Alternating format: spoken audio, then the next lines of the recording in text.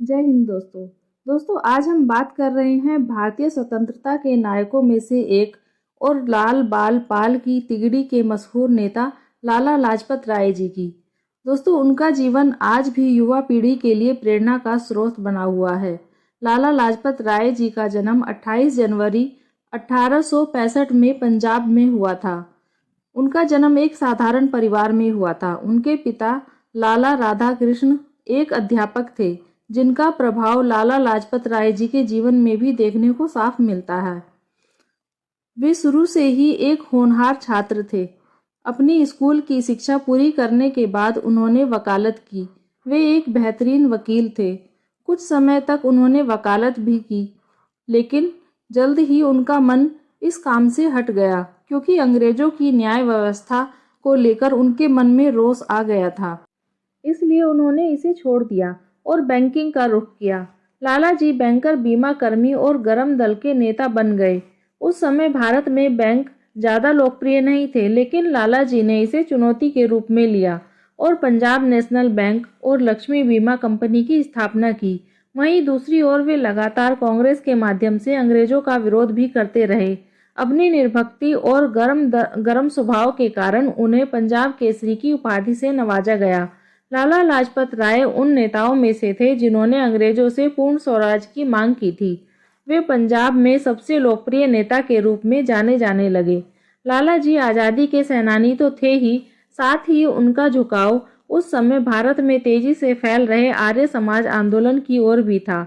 उन्होंने महर्षि दयानंद सरस्वती के साथ मिलकर इस आंदोलन को आगे बढ़ाने का कार्य अपने हाथों में ले लिया।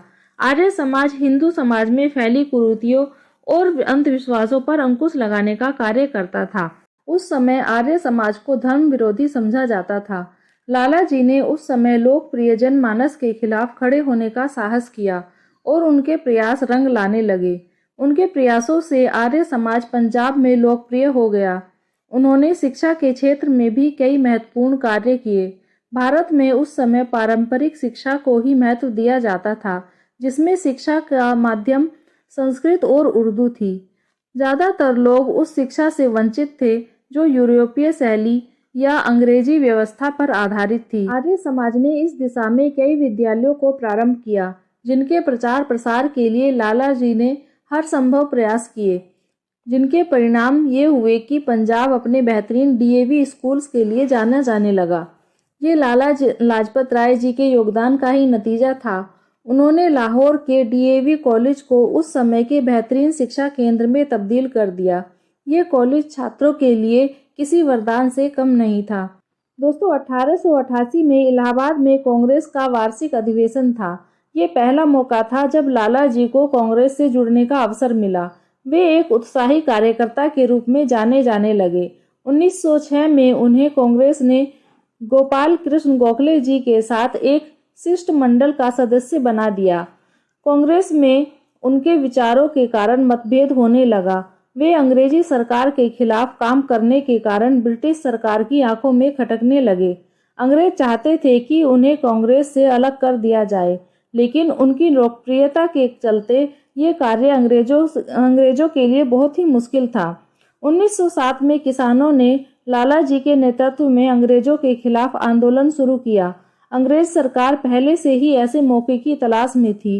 अंग्रेज सरकार ने उन्हें गिरफ्तार कर लिया और लाला जी को देश निकाला देकर बर्मा की जेल में कैद कर दिया। लेकिन अंग्रेज सरकार के इस फैसले से लोगों में आक्रोश भर गया और लोग सड़क पर उतर आए। इस दबाव के चलते अंग्रेज सरकार को अपना फैसला वापस लेना पड़ा और लाला जी फिर से अपने लोगों के बीच वापस लौट आए। लाला जी को 1907 में 6 माह का निर्वासन सहना पड़ा था। वे कई बार इंग्लैंड गए, जहां उन्होंने भारत की स्थिति में सुधार के लिए अंग्रेजों से विचार विमर्श किया था। 1907 के सूरत के प्रसिद्ध कांग्रेस अधिवेशन में लाला लाजपत राय जी ने अपने सहयोगियों के द्वारा राजनीति में गरम दल की विचारधारा का सूत्रपात कर दिया था और जनता को यह विश्वास दिलाने में सफल हो गए थे कि केवल प्रस्ताव पास करने से और गिड़गिड़ाने से स्वतंत्रता मिलने वाली नहीं है। जनभावना को देखते हुए ही अंग्रेजों को उनके देश निर्वासन को रद्द करना पड़ा था।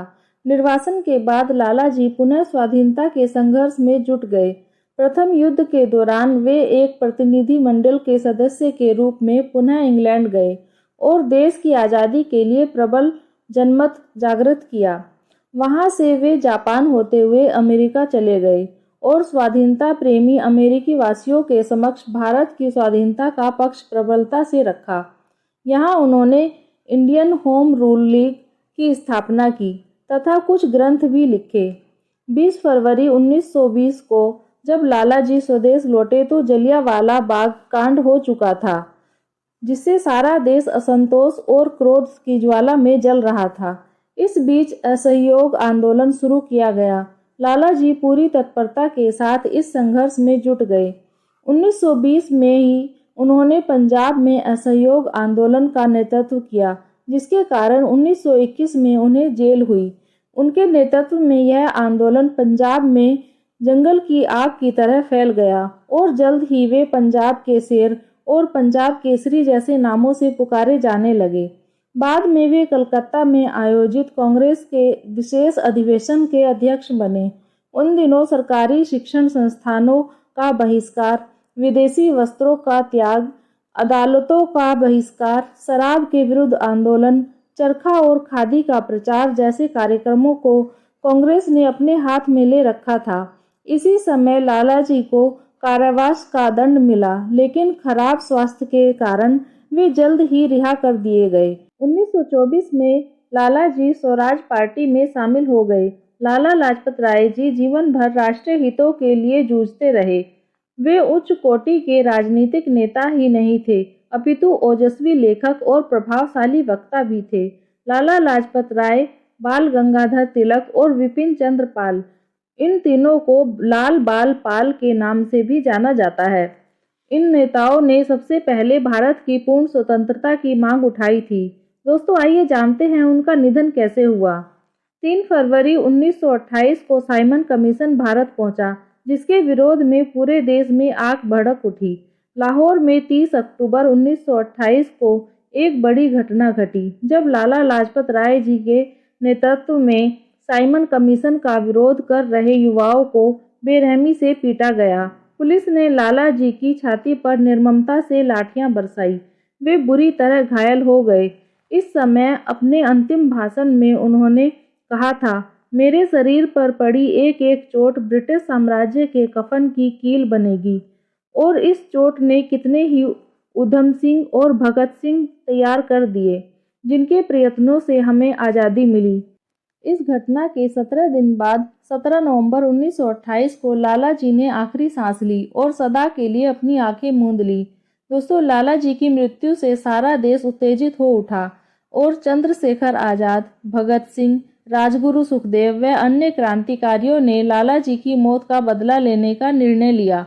इन जाबाज देशभक्तों ने लाला जी की मौत के ठीक 1 महीने बाद अपनी प्रतिज्ञा पूरी कर ली और 17 दिसंबर 1928 को ब्रिटिश पुलिस के अफसर सैंडर्स को गोली से उड़ा दिया। लाला जी की मौत के बदले सैंडर्स की हत्या के मामले में ही राजगुरु, सुखदेव और भगत सिंह को फांसी की सजा सुनाई गई थी। दोस्तों, यह जानकारी आपको कैसी लगी कमेंट बॉक्स में ज़रूर बताएं। जय हिंद।